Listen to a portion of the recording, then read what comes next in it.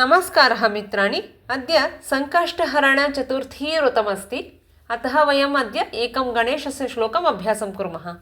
वागीशाद्याः सुमनसः सर्वार्थानामुपक्रमे यं नत्वा कृतकृत्याः स्युः तं नमामि गजाननम्।